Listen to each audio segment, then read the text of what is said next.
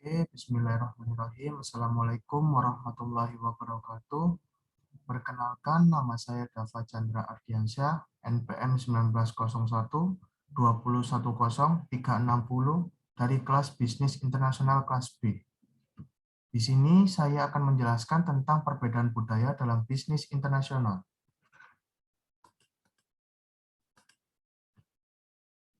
Tantangan utama dalam melakukan bisnis internasional adalah untuk menyesuaikan secara efektif pada perbedaan budaya, seperti penyesuaian membutuhkan pemahaman dari keragaman budaya, persepsi, klise, dan nilai.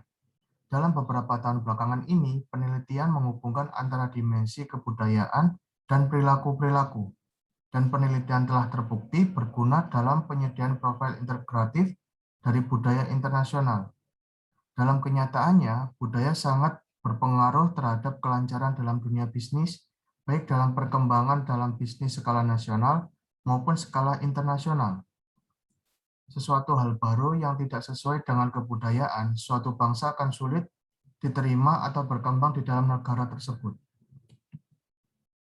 Di sini saya akan menjelaskan tentang 5 bab, yaitu yang pertama adalah definisi budaya yang terdiri dari prinsip, nilai-nilai, ruang lingkup, dan struktur sosial. Dan yang kedua adalah jenis-jenis budaya yang terdiri dari karakteristik dan unsur-unsur budaya. Yang ketiga yaitu pengaruh budaya dalam bisnis internasional. Yang keempat yaitu budaya mempengaruhi semua fungsi bisnis. Dan yang terakhir, yang kelima adalah budaya dan pemasaran. Definisi budaya. Secara terminologi, budaya adalah keseluruhan, kepercayaan, aturan, teknik, kelembagaan, dan artefak buatan manusia yang mencirikan populasi manusia. Jadi budaya dapat diartikan yaitu budaya terdiri atas pola-pola yang dipelajari mengenai perilaku umum bagi anggota dari masyarakat tertentu, yaitu gaya hidup yang unik dari suatu kelompok atau orang tertentu. Kebudayaan adalah kumpulan nilai, kepercayaan, perilaku, kebiasaan, dan sikap yang membedakan suatu masyarakat dari yang lainnya. Kebudayaan suatu masyarakat menentukan ketentuan-ketentuan yang mengatur bagaimana perusahaan dijalankan dalam masyarakat tersebut. Budaya juga mempengaruhi nilai dan sikap anggota-anggota suatu masyarakat. Nilai adalah prinsip dan standar yang diterima anggota-anggota tersebut. Sikap terdiri atas tindakan, perasaan, dan pemikiran yang dihasilkan nilai-nilai tersebut. Nilai-nilai budaya sering berasal dari kepercayaan yang sangat mendalam tentang kedudukan individu dalam hubungan yang ilahi, keluarga, dan hierarki sosial. Sikap budaya terhadap faktor-faktor seperti waktu, umur, pendidikan, dan status mencerminkan nilai-nilai ini, dan pada gilirannya membentuk perilaku dan kesempatan yang tersedia bagi bisnis-bisnis internasional dalam suatu negara tertentu. Definisi budaya. Yaitu yang pertama adalah prinsip-prinsip. Bagaimana memahami dan mengatasi perbedaan budaya? Ada dua cara untuk mengatasi dan memahami perbedaan budaya, yaitu yang pertama adalah terdapat hubungan yang signifikan antara biaya praktik bisnis dengan budaya yang melatar belakangi praktik tersebut. Dan faktor budaya dapat membantu perusahaan mencapai keunggulan kompetitif. Dan saya akan menjelaskan tentang nilai-nilai. Berikut 5 negara yang memiliki prioritas nilai-nilai, yaitu yang pertama adalah Jepang. Jepang itu memiliki prioritas nilai-nilai yang yaitu hubungan, keselarasan, keamanan keluarga, kebebasan, kerjasama, kesepakatan kelompok, dan prestasi kelompok. Dan yang kedua adalah Amerika. Amerika memiliki prioritas nilai-nilai yaitu kebersamaan, kebebasan kelompok, keterbukaan, mandiri, kerjasama, keamanan keluarga, dan hubungan. Yang ketiga adalah Malaysia. Malaysia memiliki prioritas nilai-nilai yaitu keamanan keluarga, keselarasan, keterbukaan, hubungan, spiritualitas, kebebasan, dan keterbukaan. Dan yang keempat adalah Rusia. Rusia memiliki prioritas nilai-nilai yaitu keamanan keluarga, kebebasan, kemandirian, keterbukaan, harta milik, kerjasama, dan spiritualitas. Dan yang terakhir adalah Prancis. Prancis memiliki prioritas nilai-nilai yaitu kemandirian, kebebasan, keterbukaan, hubungan, waktu, spiritualitas, dan harta milik.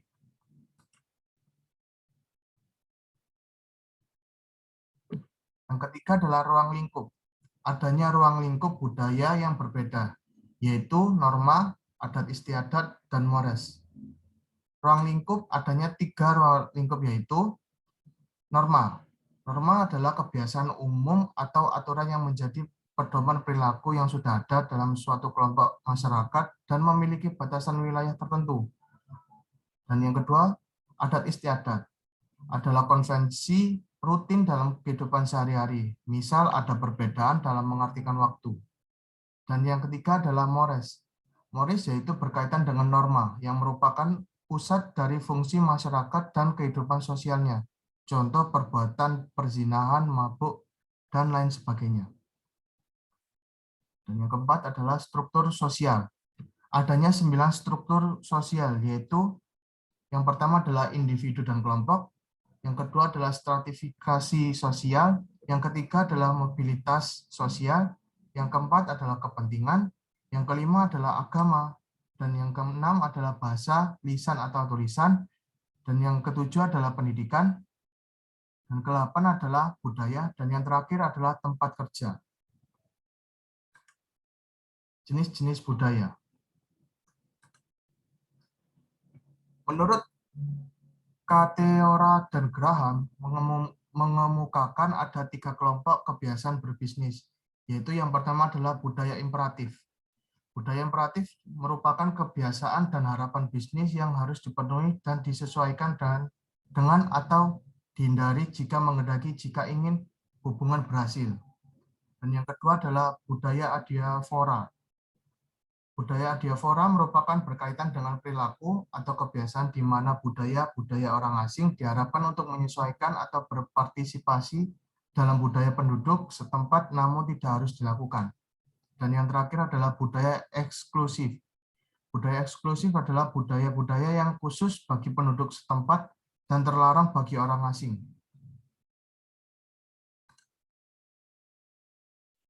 Karakteristik dan unsur-unsur. Karakteristik kebudayaan, saya jelaskan ya, yaitu adalah kebudayaan mencerminkan perilaku yang dipelajari, learned behavior yang ditularkan dari satu anggota masyarakat yang lainnya. Yang kedua adalah unsur-unsur kebudayaan saling terkait, interrelate. Yang ketiga adalah kebudayaan sanggup menyesuaikan diri, adaptasi, adaptif. Artinya kebudayaan berubah sesuai dengan kekuatan-kekuatan eksternal yang mempengaruhi masyarakat tersebut. Yang keempat adalah kebudayaan dimiliki bersama, share, oleh anggota-anggota masyarakat tersebut dan tentu saja menentukan keanggotaan masyarakat itu orang-orang yang sama memiliki suatu kebudayaan adalah anggota suatu masyarakat. Orang-orang yang tidak memiliki berada di luar batas-batas masyarakat itu. Dan saya akan menjelaskan tentang unsur-unsur. Unsur-unsur kebudayaan adalah kebudayaan suatu masyarakat menentukan bagaimana anggota-anggotanya berkomunikasi dan berinteraksi satu sama lain. Unsur-unsur dasar kebudayaan adalah struktur sosial, bahasa komunikasi, agama, dan nilai-nilai serta sikap. Interaksi unsur-unsur ini mempengaruhi lingkungan lokal yang merupakan tempat bisnis internasional dijalankan. Yang ketiga adalah pengaruh budaya dalam bisnis internasional. Kateora dan Graham mengemukakan dan membahas 4 jenis masalah negosiasi bisnis internasional yang disebabkan oleh budaya. Di antaranya adalah, yaitu yang pertama adalah perbedaan bahasa, yang kedua adalah perilaku nonverbal, yang ketiga adalah nilai-nilai, dan yang keempat adalah perbedaan pada proses berpikir dan pengambilan keputusan. Yang keempat, yaitu budaya mempengaruhi semua fungsi bisnis, yaitu terdiri dari 4, yaitu pemasaran, manajemen sumber daya manusia, produksi, dan keuangan. Pemasaran. Pemasaran beraneka ragam, sikap dan nilai menghambat banyak perusahaan untuk melakukan bauran pemasaran yang sama di semua pasar. Contoh cara mengiklankan produk. Yang kedua adalah manajemen sumber daya manusia. Budaya menentukan pula suatu perusahaan dalam mengevaluasi dan merekrut para karyawan dan manajer. Terkadang perusahaan melihat latar belakang budaya seseorang dan tingkat pendidikan. Yang ketiga adalah produksi. Nilai dan sikap yang dianut oleh masyarakat suatu negara secara tidak langsung akan berpengaruh terhadap proses produksi baru. Dan yang terakhir adalah keuangan. Nilai dan sikap masyarakat suatu negara berpengaruh terhadap pengelolaan keuangan individu maupun perusahaan. Sistem pencatatan keuangan harus dibekali dengan sikap kejujuran dan pencatatan yang rapi, disertai bukti penerimaan pengeluaran arus kas yang akan nantinya menentukan profitabilitas suatu perusahaan. Yang kelima adalah budaya dan pemasaran. Budaya mempengaruhi setiap aspek dalam pemasaran. Sebuah perusahaan yang berorientasi pada pemasaran harus mengambil keputusan berdasarkan sudut pandang pelanggan. Tindakan-tindakan para pelanggan dibentuk oleh gaya hidup dan pola tingkah laku yang berasal dari kebudayaan masyarakat mereka.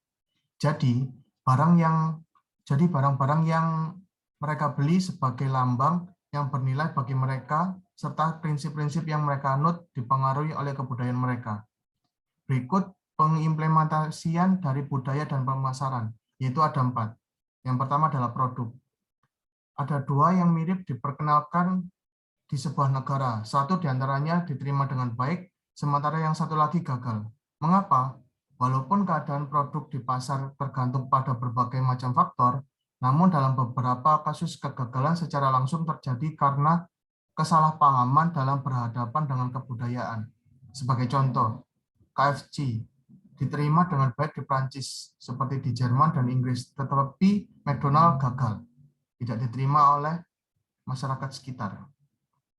Dan yang kedua adalah distribusi. Dimensi kultural suatu bangsa dapat menjadikan suatu rencana distribusi lebih hidup dan bergairah. Selain itu, saluran distribusi barang mungkin perlu dimodifikasi agar sesuai dengan kondisi setempat. Yang ketiga adalah promosi. Praktek-praktek promosi, khususnya iklan, barangkali adalah yang paling mudah terkenal kesalahpahaman budaya. Dalam proses promosi, setiap perusahaan harus dapat menentukan bagaimana cara yang terbaik sehingga bagaimana informasi tersebut dapat diterima dengan baik tanpa ada diskomunikasi. Dan yang terakhir adalah harga. Kesediaan pelanggan untuk membayar produk yang dipasarkan akan bervariasi pada daerah yang memiliki budaya yang berbeda. Produk yang dianggap memiliki nilai yang baik dalam suatu budaya mungkin memiliki nilai lebih dan dihargai lebih mahal dibandingkan dalam budaya yang lain. Berikut adalah contoh kasus perbedaan budaya dalam bisnis internasional, yaitu penjualan album musik di Arab Saudi. Arab Saudi sebagai negara penduduk mayoritas Islam menegakkan hukum-hukum kesopanan yang ketat pada wanita sesuai dengan budaya dan hukum Islam, yang mana melarang menunjukkan kulit selain wajah dan tangan. Seperti yang kita ketahui, bahwa banyak cover album dari penyanyi pop wanita yang menggunakan pakaian terbuka sehingga hal tersebut sangat bertentangan dengan nilai-nilai budaya Islam. Kemudian, kebijakan yang ditetapkan pemerintah Arab Saudi oleh pihak perusahaan adalah harus menyensor cover album yang dianggap seksual dan melanggar nilai-nilai budaya Islam. Perusahaan rekaman dalam melakukan strategi pemasaran pun juga dituntut untuk dapat memahami akan keyakinan dan tradisi budaya dari setiap pasar. Sehingga seluruh perusahaan rekaman jika ingin memasarkan produknya ke pasar Arab Saudi harus menyesuaikan cover album untuk menghindari pelanggaran. Dalam mengontrol masuknya perusahaan asing, Arab Saudi memiliki CPVP sebagai lembaga pemerintah yang mempekerjakan polisi agama atau mutawa untuk memastikan bahwa warga mematuhi ajaran-ajaran Islam, terutama yang berkaitan dengan pakaian, sosialisasi, moralitas, dan doa. Mutawa ini bertugas dalam menyeleksi dan menyensor cover album untuk masuk ke pasar Arab Saudi. Beberapa contoh cover album yang telah dirubah untuk menyesuaikan nilai-nilai budaya Islam adalah Katy Perry, Lady Gaga, Madonna, Mariah Carey, Christina Aguilera, hingga Miley Cyrus. Dapat dilihat bahwa perusahaan dalam melakukan pemasaran harus dapat menyesuaikan diri dengan budaya dari target pasarnya agar tetap mendapatkan profit. Di sini saya mendapatkan beberapa referensi, yaitu dari YouTube dosen saya bisnis internasional, yaitu Pak Raiga Aries-G. Ini link yang saya menjadikan acuan untuk membuat materi ini, yaitu bisa dicek juga di channel YouTube-nya Pak Raiga. Dan isi materi saya ambil dari Google Scholar, yaitu di UPI ini, dan UGI, yaitu Manajemen Pemasaran Bisnis Internasional. Dan studi kasusnya saya ambil dari artikel Tamara Sihadazari, yaitu mahasiswi UNER. Terima kasih atas perhatiannya. Mohon maaf jika banyak kesalahan. Wassalamualaikum warahmatullahi wabarakatuh.